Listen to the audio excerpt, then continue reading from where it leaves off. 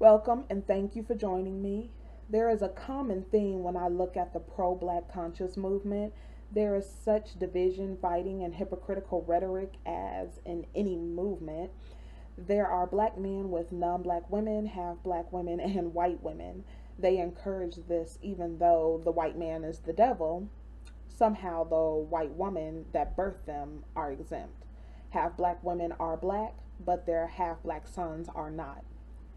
Pro-blacks calling each other nasty derogatory names used by the devil against us, like coon, bedwench, buck, and other nasty names. We go after each other with such hatred and venom, saying black people are stupid, idiots, dumb. Pro-black males calling women nasty names, pro-black women silence on the obvious wrongdoing by some black males. They try and downplay it. But it seems the pro-black social media community is a mirror of some of our actual communities. I understand that white supremacy has a huge hand in our condition, but I have been called all kinds of filthy names by black men that don't even know me and never met me. A lot of disgusting derogatory names out of the mouth or the fingers of my own, all while saying this is why they don't date black women or like black women, but will scream bedwench at the top of their lungs. They do what they complain about more than double the women they are accusing of doing it. There is something that deeply bothers my soul about some pro-blacks, the demonization of the Bible. I don't follow religion at all, but I do believe in the Most High and the Messiah. I believe the Bible has been tampered with to fit a people it was never for, but it is still true. I hear people say get away from Christianity, which I do understand this. It is as pagan as any other religion, and it is closely linked to Catholicism. The things that most religions say are not even a part of the Bible. I had to study and find this out for myself. But some pro-black sound like the Christian Catholic Church. They preach and yell like them, collect funds like them, and lead you far away from the truth like them, the Christian Catholic Church. Some are into Egyptology, voodoo, and other forms of religions like the ones they preach against. They say the MO of the white man, the devil, is that he still kills and destroys everything. He is a brute beast, recessive, and his intellect is low. So how does a recessive idiot craft a book that has been studied, translated, and has such a pull on the dominant society and the society as a whole? Creativity is not what the devil does. He mimics, steals, and lies. It just so happens that the devil stole everything else and made up the Bible. He couldn't have stuck to his MO. Like here in the Book of Maccabees 3:48, it says, and laid open the book of the law, wherein the heathen had sought to paint the likeness of their image. Like the story of the white Egyptians, the story of the Pilgrims and the Indians, the story of Christopher Columbus, and the story of their founding fathers. The devil has always used the words of the Most High to trick people. So what is different now? I mean, here the book says that there will be those who open the book of the law and try and paint it to their image, try and make it match them and fit them. But it doesn't. Some other excuses that I've heard is the Bible supports rape, slavery, loving your enemy, and says God is white and has you worshiping a white God and Messiah, which is the same argument made by another religion, atheism, and quite a few other religions. But we can take a look at that. The first thing that I will tackle is rape. And a lot of people will say that the Bible supports rape, atheists, pro-blacks, whoever. And it doesn't, not if you read the actual Bible and you take the time and just look at it yourself. And most people say that the book Deuteronomy 21:28 supports rape. And it says, if a man finds a damsel that is a virgin, which is not betrothed, and lays hold on her, and lies with her, and they be found, then the man that lays with her shall give unto the damsel's father 50 shekels of silver, and she shall be his wife, because he has humbled her, and he may not put her away for all his days. They basically say that this woman was raped. The man has, all he has to do is pay 50 shekels of silver, and she is his wife. But if you go up here to Deuteronomy 21:25, it says here, but a man finds a betrothed damsel in the field, and the man forces her and lies with her, then the man only that lies with her shall die. So that's rape. And it's basically saying the word force. So that's him forcing himself on a woman. And he's going to die. Even here, verse 26, but unto the damsel thou shalt do nothing. There is in the damsel no sin worthy of death. For as when a man rises against his neighbor and slayeth him, even so is this matter. For he found her in the field, and the betrothed damsel cried, and there was none to save her.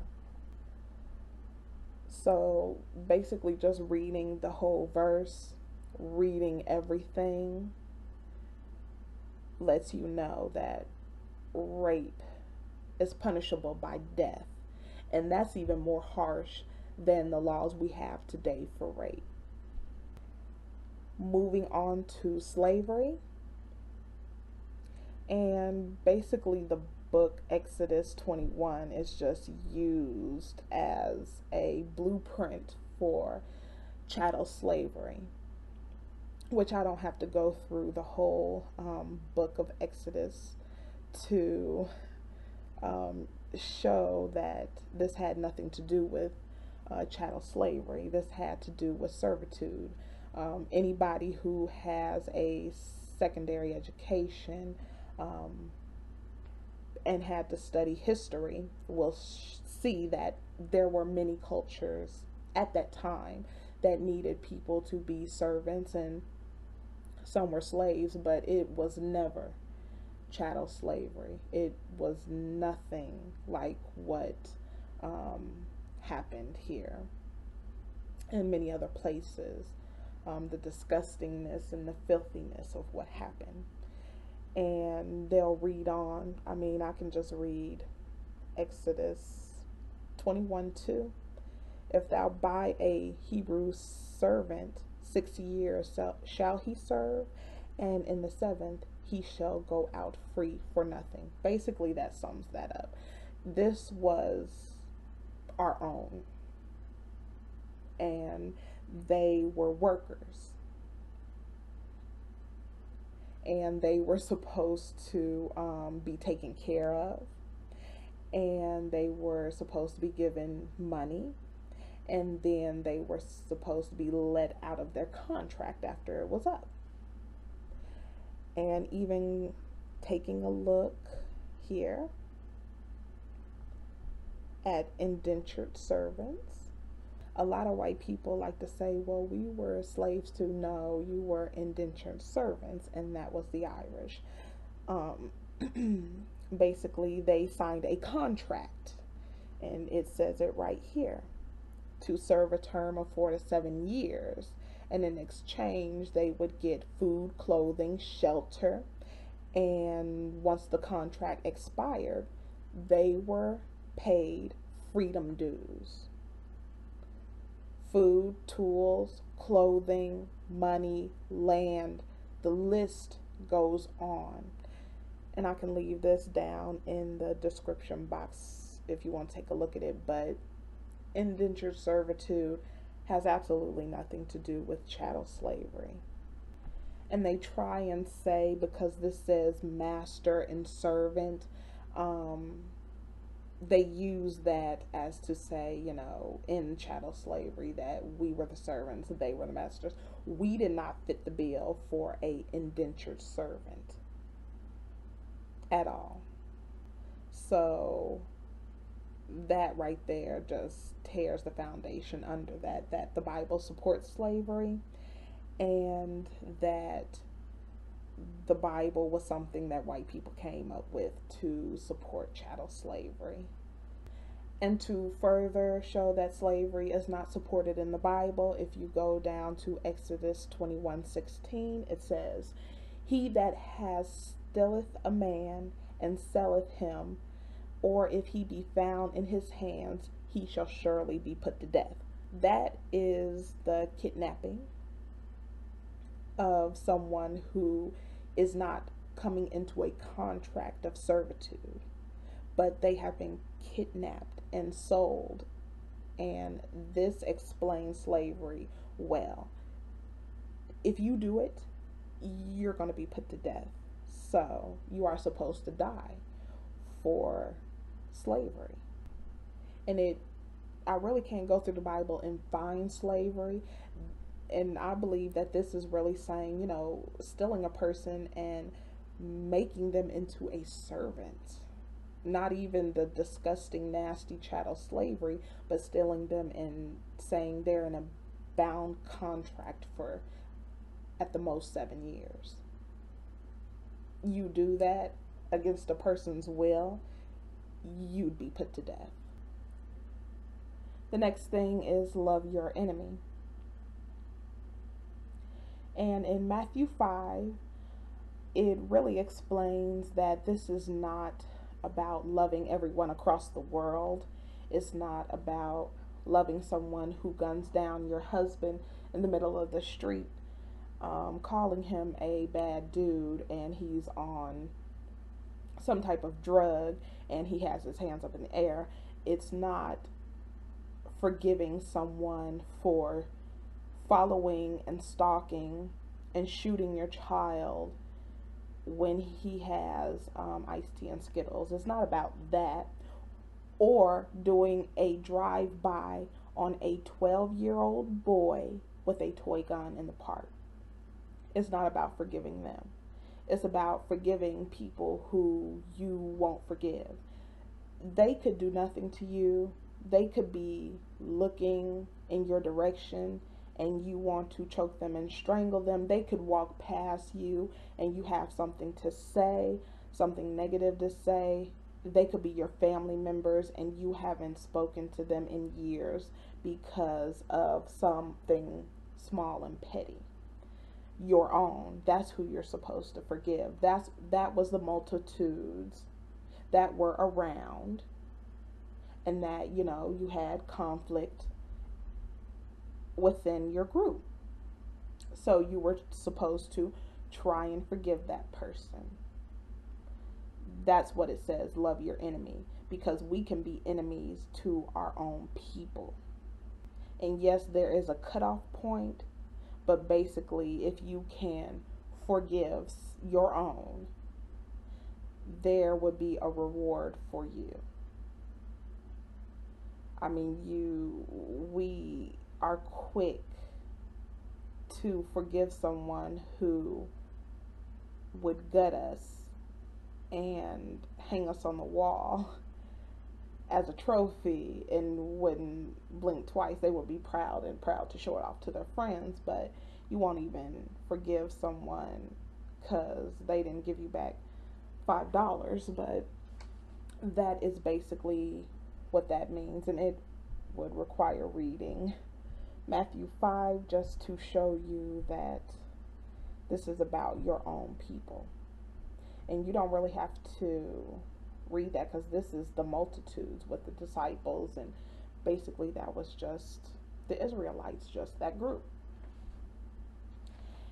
And then the last one is worshiping a white Jesus or a white God. The image of the Most High has been in the Bible, and people just put that image up because that's what they were given. And for some reason, we were too lazy to just crack the book open and take a look for ourselves.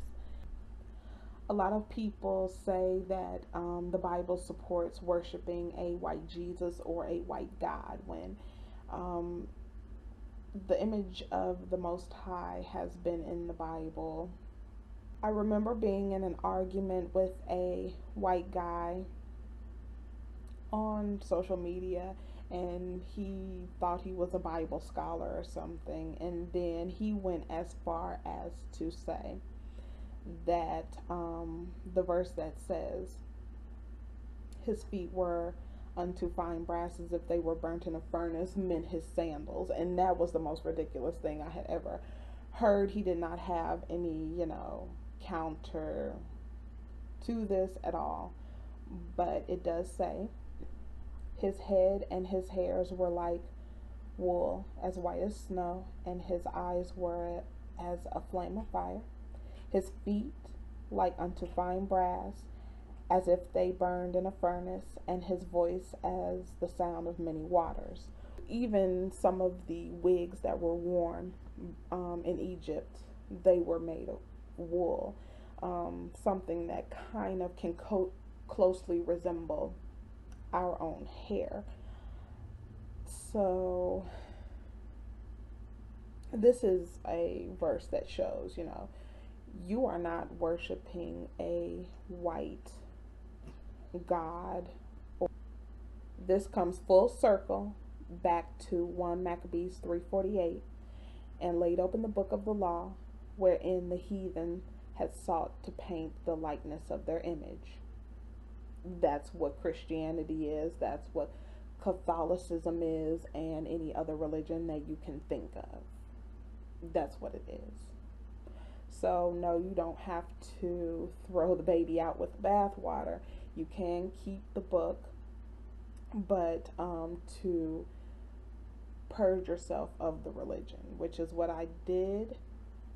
But it really bothers me when people try and tie religion to the book of the law. It has nothing to do with a religion. It has to do with a people.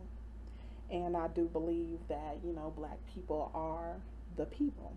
And it seems to me some pro-blacks are trying to be like the very thing they hate. I'm finding a common theme with some in the pro-black circuit. They are sounding like the very people they talk against, the white devil, the church, preachers. But leave me a comment and tell me what you think, and I'll see you next time.